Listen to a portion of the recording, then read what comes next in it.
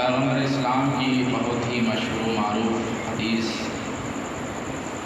جو امامت کے حوالے سے پیش کر رہے ہیں، من مات ولم یعرف امام زمانہ مات میتۃ جاہلیہ، یعنی جو شخص اپنے زمانے کے امام کو پہچانے بغیر مر جائے اس کی موت کفر و جہالت کی موت ہوگی اور اس کا ٹھکانہ جہنم میں ہوگا۔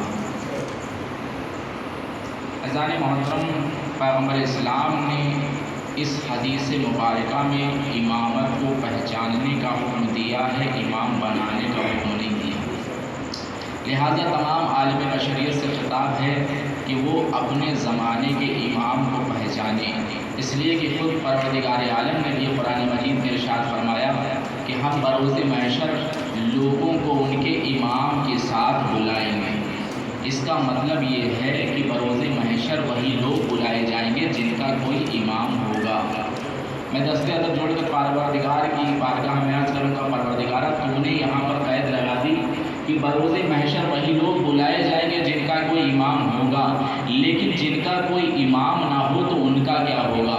عجب نہیں آواز قدرت آئے نادان، میں یہی تو بتانا چاہتا ہوں، میں یہی تو سمجھانا چاہتا ہوں کہ اگر میرے حبیب نے، میرے طبیب نے، میرے خلیل نے امامت کو پہچاننے کا حکم دیا ہے تو امام کو پہچان کر آنا، امام بنا کر مت آنا، ورنہ ہم تمہارا بنایا ہوا امام جہنم میں ڈال دیں گے اور تمہیں جہنم کی بھڑکتی ہوئی آگ بنا دیں گے۔ صلوات پڑھ مل کر محمد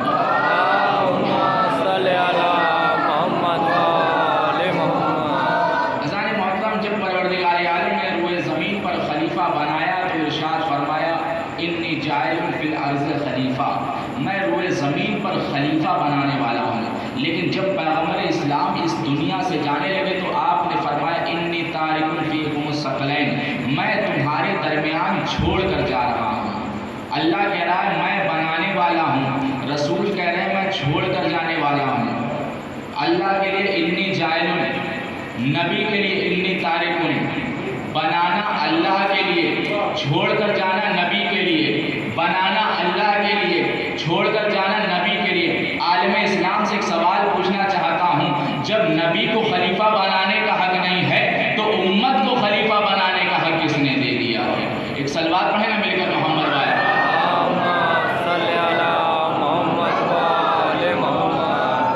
محترم، امامت ایک ایسا مسئلہ ہے کہ پروردگار عالم نے یہ اپنے پاس رکھا ہے، نبی کو بھی حکم نہیں ہے کہ وہ اپنی جانب سے کسی کو امام مقرر کرے یا کسی کو امام بنائے۔ رسول خدا نے جو ہے مولائے کائنات کی ولایت کا اعلان کیا، خود اپنی مرضی سے نہیں بلکہ پروردگار کی مرضی سے۔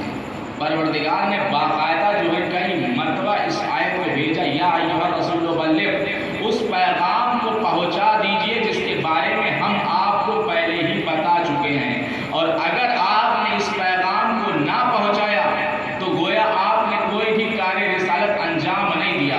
عزیزان محترم، پیغمبر اسلام 1,23,999 پیغمبروں کے ضامن بن کر کے آئے ہیں، یعنی آدم کی نبوت تب جا کر کے قبول ہوئی ہے جب رسول اللہ کی نبوت کی گواہی دی ہے۔ نوح نے جو ہے تب کہیں جا کر کے آپ کی نبوت جو ہے قائم ہوئی ہے جب آپ نے رسول اللہ کی نبوت کی گواہی دی ہے۔ تمام نبیوں نے جو ہے رسول اللہ کی نبوت کی گواہی دی ہے۔ اور یہ اذان محترم میں ایسے نہیں عرض کر رہا ہوں، خود شب معراج جب پیغمبر اسلام جنت کا دورہ کر رہے تھے، یہاں تک کہ ایسے مقام پر پہنچے کہ جہاں پر تمام پیغمبر موجود تھے، جناب ابراہیم موجود ہیں، آدم موجود ہیں، جناب نوح موجود ہیں۔ ایک مرتبہ اللہ کی آواز آئی، اے پیغمبر ایسے ہی نہیں گزر جائیے گا بلکہ ان تمام پیغمبروں سے سوال کیجئے کہ تمہیں جو نبوت عطا ہوئی ہے وہ کس کی وجہ سے عطا ہوئی ہے؟ تو پیغمبر نے سوال کیا، بتاؤ تمہیں نبوت کس کی وجہ سے عطا ہوئی ہے؟ تب تمام پیغمبروں نے ایک زبان ہو کر کے کہا تھا، یا رسول اللہ ہمیں نبوت آپ کی نبوت کی گواہی کے عوض میں اور علی کی ولایت کا اقرار کرنے کے عوض عطا ہوئی ہے۔ لہذا نبی کو حق نہیں ہے کہ وہ اپنی جانب سے کسی کو جو ہے ولی بنائیں یا اپنی جانب سے کسی کو جو ہے امام مقرر کریں۔ عزیزان محترم، آپ یہ بخوبی جانتے ہیں، خود پیغمبر ایک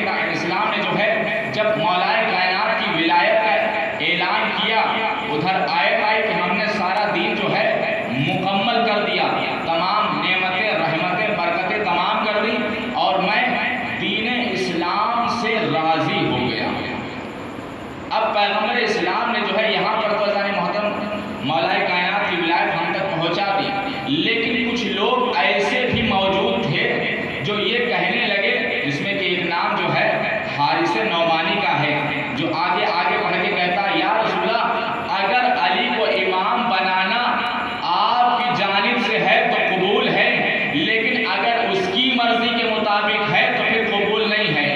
اس لیے کہ کچھ لوگوں کو یہ شک تھا کہ پیغمبر جو کچھ بھی کہتے ہیں وہ اپنی مرضی سے بھی کہہ دیتے ہیں، لہذا قرآن کی آیتیں ہیں زیادہ کچھ اللہ کی جانب سے آئی، کچھ پیغمبر نے اپنی جانب سے کہہ دی۔ ایک مرتبہ پروردگار رسالت مآب نے خود فرمایا کہ میں خدا کی قسم کھا کے کہتا ہوں میں نے زندگی پر جو بھی گفتگو کی ہے، جو بھی کہا ہے، اپنی جانب سے کچھ نہیں کہا بلکہ اللہ کی مرضی کے مطابق۔ علی کو امام میں نے مقرر نہیں کیا بلکہ اللہ نے خود مقرر کیا کہ اگر اللہ نے مقرر کیا ہے تو پھر مجھ پر عذاب آ جائے میں قبول نہیں کرتا۔ اب ادھر جیسے ہی حارث نعمانی نے جو ہے علی کی ولایت کا انکار کیا، ایک مرتبہ ابو جہل وہیں پر کھڑا ہوا تھا، مسکرانے لگا، زور زور سے ہنسنے لگا۔ لوگوں نے پوچھا ہنس کیوں رہے ہو؟ کہ میں نے بھی ایک دن رسول کی رسالت کا انکار کیا تھا لیکن عذاب نہیں آیا تھا۔ ہم نے رسول کی رسالت کا انکار کیا تھا، عذاب نہیں آیا۔ تم نے تو ان سے چھوٹے علی کے چھوٹے بھائی کی ولایت کا انکار کیا، عذاب آئے گا نہیں۔ جب بڑے بھائی کی جو ہے انکار کرنے پر جو ہے عذاب نہیں آیا تو چھوٹے بھائی کی ولایت کا انکار کرنے پر عذاب کیسے آئے گا؟ ابھی جیسے اس نے عذاب مانگا ہی تھا کہ رسول 2 قدم پیچھے ہٹے کہ اتنے میں عذاب آیا، وہی عذاب آیا جو خانہ کعبہ کے منکر کے لیے آیا تھا۔ ایک پتھر آیا اور اس کے مصر بھوسے ہوئے چبائے ہوئے بھوسے کے جو ہے بن گیا۔ عزیزان محترم بہت ہی سخت منزل ہے، غور کرنے والی بات ہے کہ علی کی ولایت کا انکار کیا تھا۔ اللہ کو چاہیے تھا جس طرح سے جنگ احد میں ذوالفقار بھیجی تھی اسی طرح سے پھر کوئی تلوار بھیج دیتا، سر قلم کر دیتی، یا کوئی آگ کا ٹکڑا بھیج دیتا، جلا کے خاک کر دیتی، آخرکار پتھر ہی کیوں بھیجا؟ تو عزیزان محترم عجب نہیں پروردگار کہے کہ جب میں نے منکر کعبہ کے لیے پتھر بھیجا ہے وہی عذاب میں مولود کعبہ کے منکر کے لیے بھی بھیجوں گا۔ ایک صلوات پڑھے گا مل کر محمد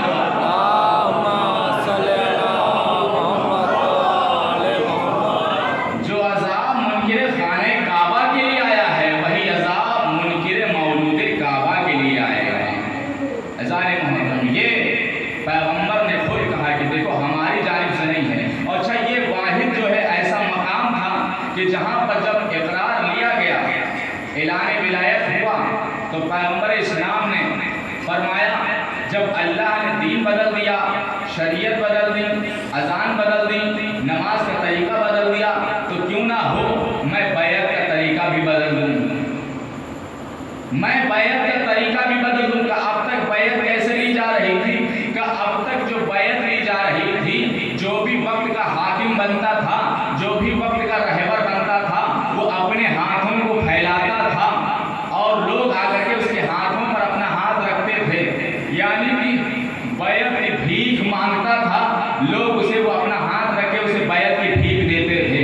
لہذا رسول اللہ نے کہا جب شریعت بدل رہی ہے، دین بدل رہا ہے، اذان بدل گئی ہے، لہذا بیعت کا طریقہ بھی بدل دیا جائے۔ کہا یا علی آج بیعت ایسے نہیں لینا، اس لیے کہ تاریخ ہر گوشے کو لکھ رہی ہے، لہذا مورخ لکھ دیتا کل کا کہ علی نے بیعت کی بھیک مانگی تھی ہاتھ پھیلا کے، لہذا لوگوں نے بیعت کر دی تھی۔ لہذا رسول اللہ نے فرمایا کہ آج علی ہاتھ نہیں پھیلائیں گے بلکہ تم سب کے سب اپنے ہاتھوں کو پھیلاؤ گے، علی تمہارے ہاتھوں پر اپنا ہاتھ رکھ دے گا تاکہ کل کا مورخ یہ لکھنا پڑے کہ سب کے سب جو تھے بیعت کی علی سے بھیک مانگ رہے تھے، علی نے ہاتھ رکھ کے علی بیعت کی بھیک دے دی ہے۔ ایک صلوات پڑھیں مل کر محمد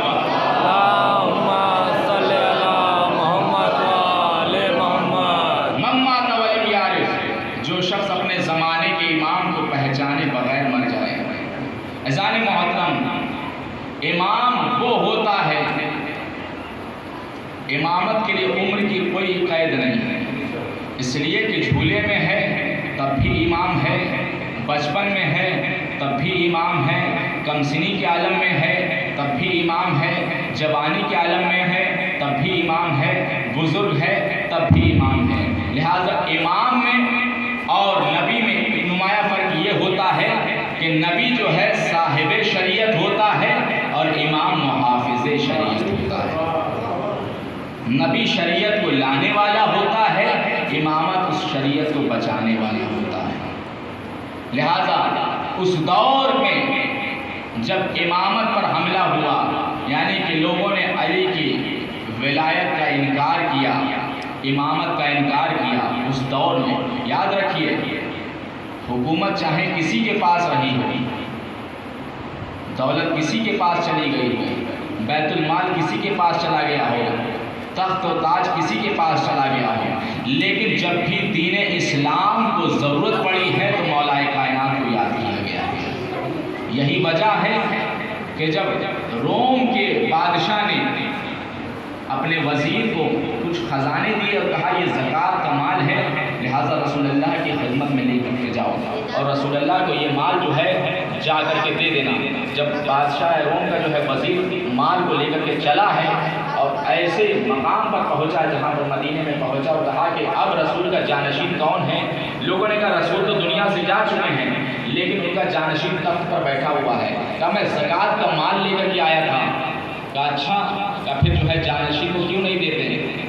کہا لیکن مال تو دے دیں گے لیکن کچھ سوال بھیجے ہیں لکھ کر کے خط میں، کہا ان کا جواب بھی طلب کر کے لانا، جب تک جواب نہ مل جائے تب تک یہ زکوٰۃ کا مال اسے نہ دینا۔ لہٰذا یہ جو ہے اس وقت کے حاکم کے پاس پہنچا اور اس نے کہا کہ میں اتنے خزانے اتنے مال لے کر کے آیا ہوں۔ انہوں نے کہا ہمارے بیت المال میں جمع کرا دو۔ کہا جمع تو کرا دیں لیکن بادشاہ روم نے ایک خط آپ کے نام بھیجا ہے، اس میں کچھ سوال لکھے ہوئے، ان کا جواب بھی لکھ دیجیے۔ کہا اچھا، خط لیا، خط کو پڑھنا شروع کیا۔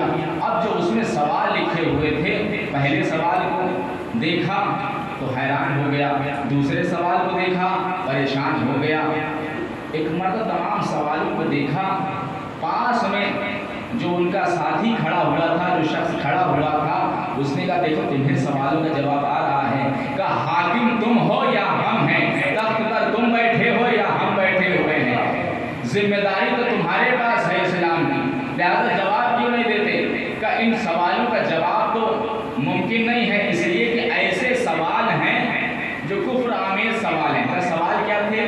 کا پہلا سوال یہ تھا وہ کون سا نر ہے جو بغیر ماں باپ کے پیدا ہوا ہے، وہ کون سی مادہ ہے جو بغیر ماں باپ کے پیدا ہوئی ہے، وہ کون سا نبی ہے جو بغیر باپ کے پیدا ہوا ہے، وہ کون سی زمین ہے جس پر ایک بار سورج کی کرن پڑی ہے، وہ کون سی آنکھ ہے جو صرف آنکھ ہے دیکھتی رہتی ہے جسم نہیں ہے، کہ وہ کون سا نبی ہے جو نہ جناتوں میں ہے نہ انسانوں میں ہے لیکن ہدایت کے لیے نازل ہوا تھا، کہ وہ کون سی قبر ہے جو اپنے صاحب کو لیے ہوئے گھومتی رہتی ہے، کہا وہ کیا ہے جو اللہ نہیں رکھتا ہے، وہ کیا ہے جو اللہ نہیں جانتا ہے۔ اب یہ وہ سوال تھے، لہذا اب یہ جو ہے تخت پر بیٹھے ہوئے پریشان کا ان سوالوں کے جواب تو ممکن نہیں ہے، اس لیے کہ ایسے سوال ہیں جو کفر آمیز ہیں۔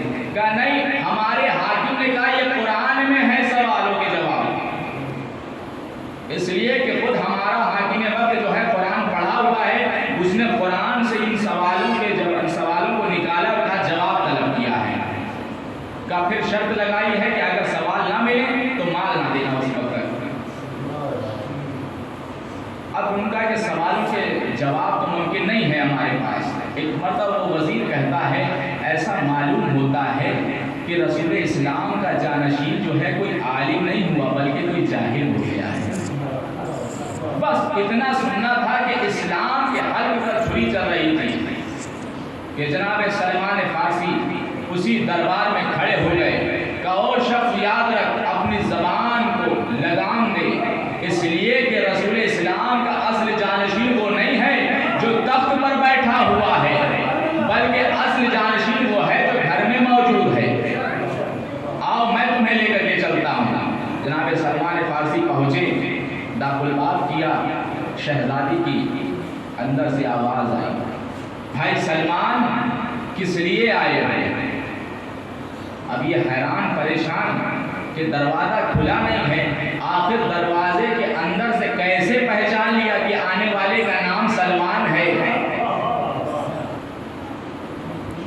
سلمان نے کہا بیوی امیر کائنات سے کہیے کہ اسلام پر وقت آ گیا ہے، لہذا گھر سے باہر تشریف لائیں اور سوالوں کے کچھ جواب طلب کرنے ہیں۔ شہزادی نے فرمایا سلمان اگر مولائے کائنات سے ملنا ہو، ان سے کچھ مسائل پوچھنا ہے تو یہودی کے باغ میں چلے جاؤ، اس لیے کہ وہ یہودی کے باغ میں مزدوری کر رہے ہیں۔ یہ وزیر پریشان کہ وہاں تخت پر بیٹھا ہوا حاکم میرے سوالوں کا جواب نہیں دے سکا، یہ کہہ رہی ہے خاتون کہ جو ہے یہودی کے باغ میں چلے جاؤ، اب میرے سوالوں کے جواب ایک مزدور دے گا، ایک مزدور میرے سوالوں کا جواب دے گا۔ باغ میں پہنچے، کیا دیکھا؟ ایک مٹی سے سر سے لے کر کے پاؤں تک مٹی سے اٹا ہوا نوجوان ہے جس کے کاندھے پر ایک بیلچہ ہے۔ جناب سلمان فارسی سے مخاطب ہو کے وہ وزیر کہتا ہے کیا یہ شخص میرے سوالوں کا جواب دے گا؟ مولا کائنات کو سنا کے فرماتے ہیں میں تیرے سوالوں کا جواب نہیں دوں گا، میں تیرے سوالوں کا جواب نہیں دوں گا۔ کہا پھر کون دے گا؟ کہا وہ جو بچہ کھیل رہا ہے نا، وہ بچہ تیرے سوالوں کا جواب دے گا۔ اب وہ کوئی اور نہیں تھے بلکہ ہمارے اور آپ کے دوسرے امام حسن مجتبیٰ تھے۔ ایک سلوات پڑھیں مل کر محمد والے۔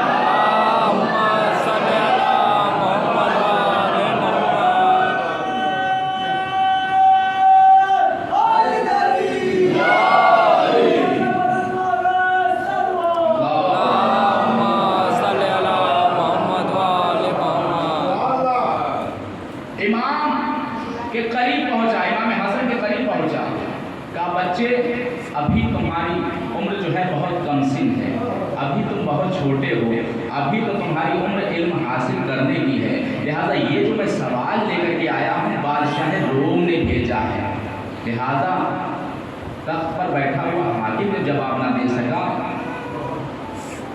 کم سن ہو کیسے سوالوں کے جواب دو گے؟ امام حسن نے مسکرا کے فرمایا تم پریشان کیوں ہوتے ہو، گھبراتے کیوں ہو؟ اب یہ بتاؤ کہ تم سوال کرو گے یا میں جواب دینا شروع کروں؟ امام حسن نے فرمایا شریعتوں کا مکمل نصاب لیتا جا، ضعیف ڈھونڈ کر لا اور شباب لیتا جا، غلام زادہ نہیں میں امام زادہ ہوں، سوال ذہن میں رکھ اور جواب لیتا جا۔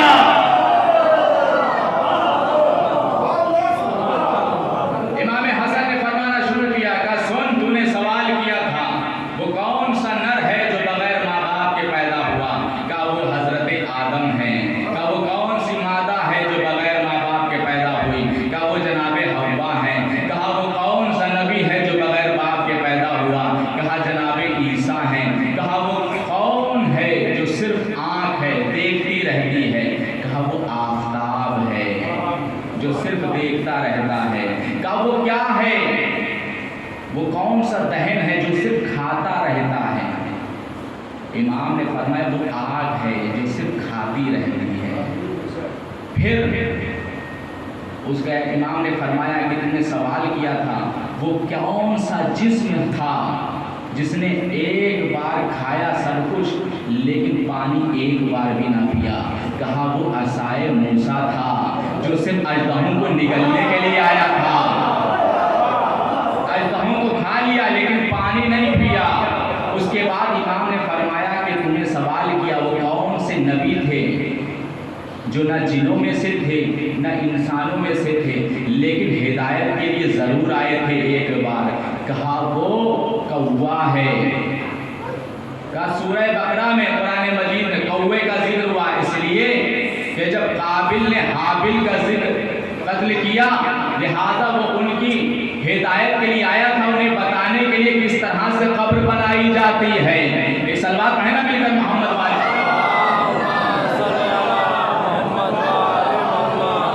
ایک بار آیا تھا، اس کے بعد جو ہے امام حسن فرماتے ہیں تم نے سوال کیا وہ کون سی زمین ہے کہ جس پر ایک بار سورج کی روشنی پڑی ہے؟ کہا وہ دریائے نیل ہے جس پر ایک بار روشنی پڑی تھی سورج کی۔ کہا پھر تو نے سوال کیا وہ کیا ہے جو اللہ نہیں جانتا؟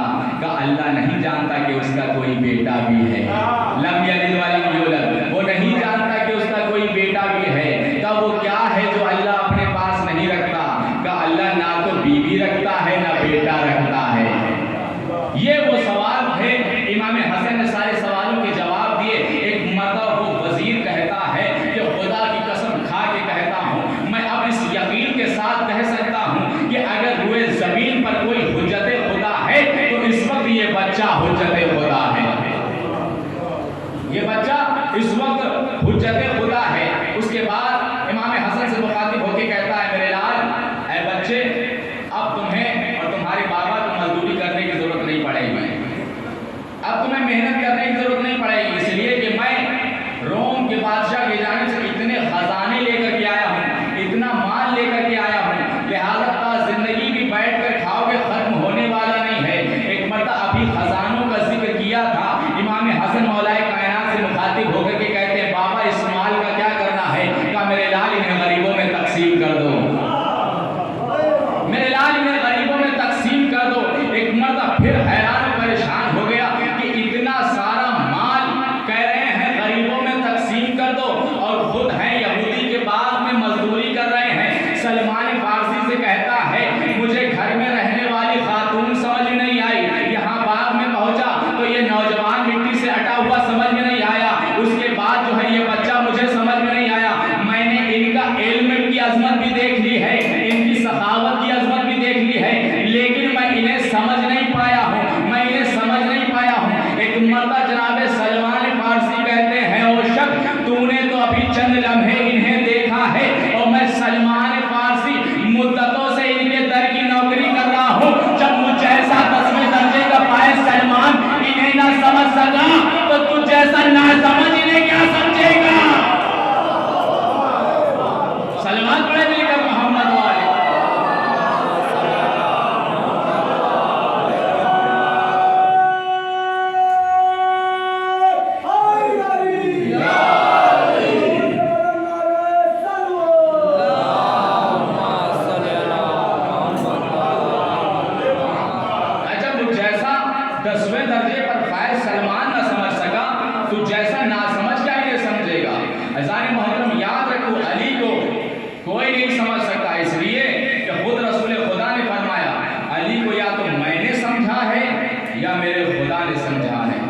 تیسرا کسی نے علی کو نہیں سمجھا ہے۔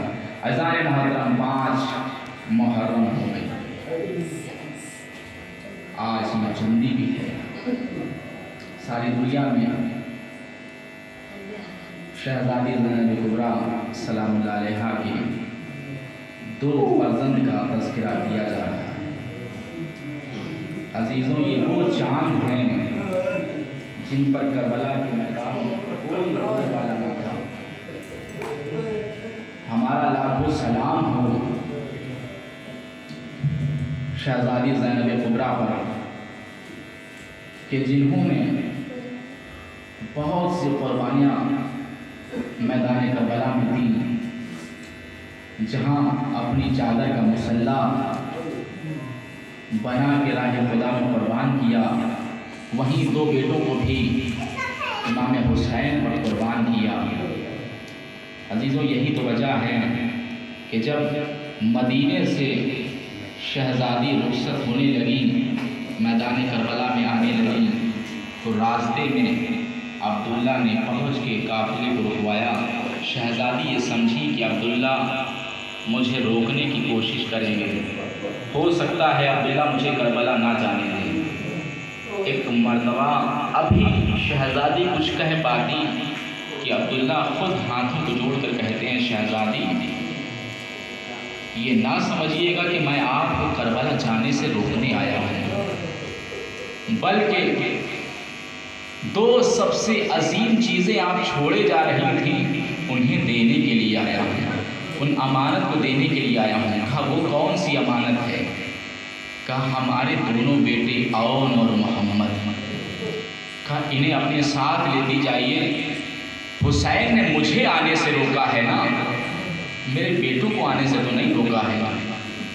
لہٰذا اگر حسین پر کوئی وقت آ جائے تو ایک کو اپنی جانب سے اور ایک کو ہماری جانب سے قربان کر دیجئے گا۔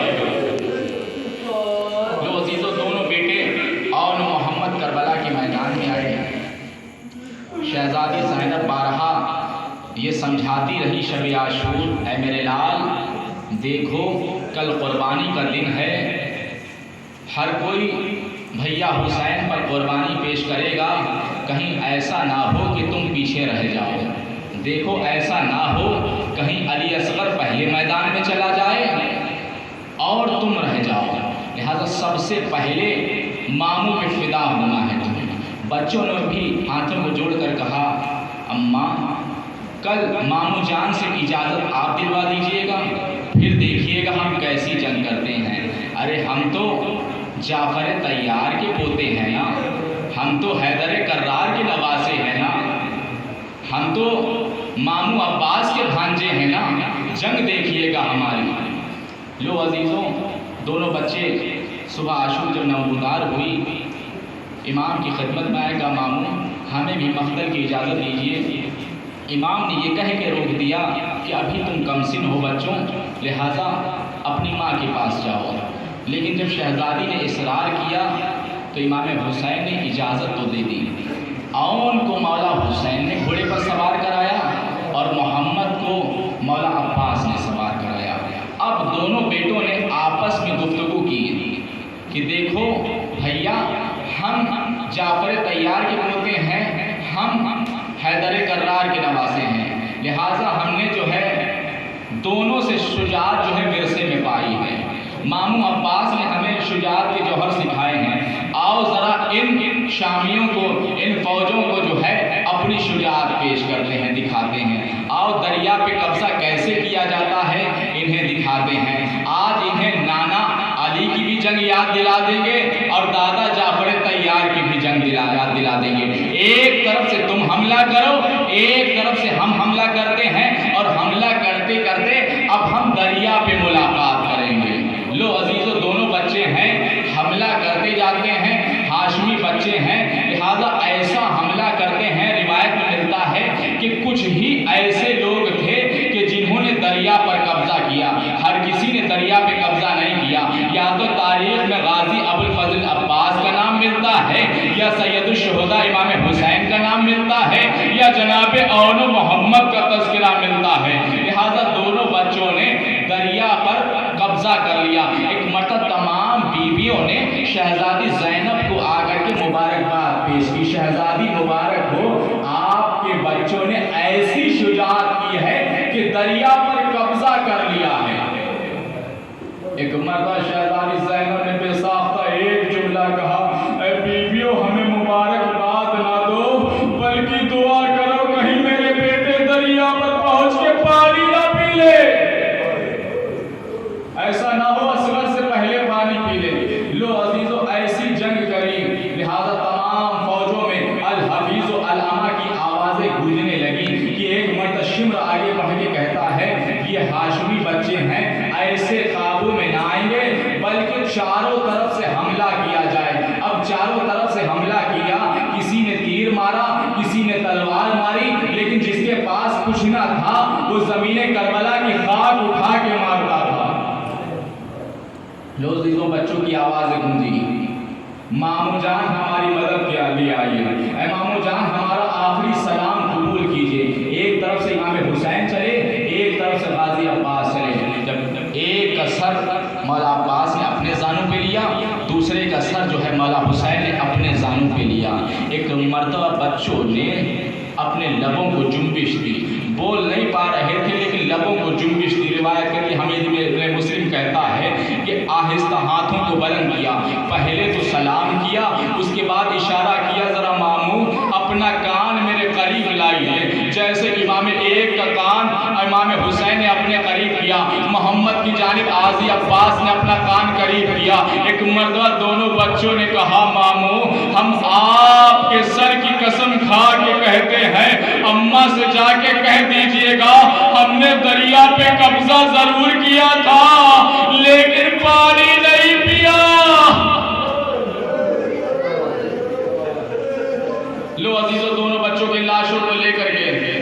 امام حسین اور غازی عباس چلے، جیسے خیمے میں داخل ہونا چاہتے ہیں کہ ایک مرتبہ شہزادی زینب نے کہا بھیا میں اس وقت تک خیمے میں داخل نہ ہونے دوں گی جب تک مجھے یہ نہیں بتا دیتے کہ میرے بچوں نے دریا پہ پہنچ کے پانی پیا تھا یا نہیں پیا تھا۔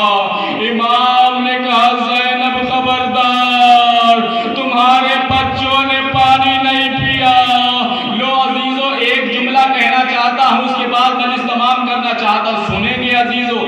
دونوں کے جنازے آئے، ایک مرتبہ شہزادی زینب نے پھر کہا اے بیویو خبردار، کوئی مجھے پرسہ نہ دینا، کوئی مجھے پرسہ نہ دینا۔ اس کے بعد شہزادی زینب نے اکبر کی طرف مخاطب ہو کے فرماتی ہیں میرے لال اکبر ذرا قریب آ جاؤ، میرے لال اکبر قریب آ جاؤ۔ تمام بیویاں حیران ہو گئی، آخر وجہ کیا ہے؟ جنازے تو اول محمد کے آئے ہیں، زینب اکبر کو کیوں بلا رہی ہے؟ اکبر قریب آئے، کہا اکبر ذرا دو زانو ہو کر کے بیٹھ جاؤ۔ اکبر زمین پر بیٹھے، ایک لاش اون کو زینب نے اپنے ہاتھوں پہ اٹھایا، کہا غازی ذرا میری مدد کرو، محمد کے لاشے کو تم اٹھاؤ۔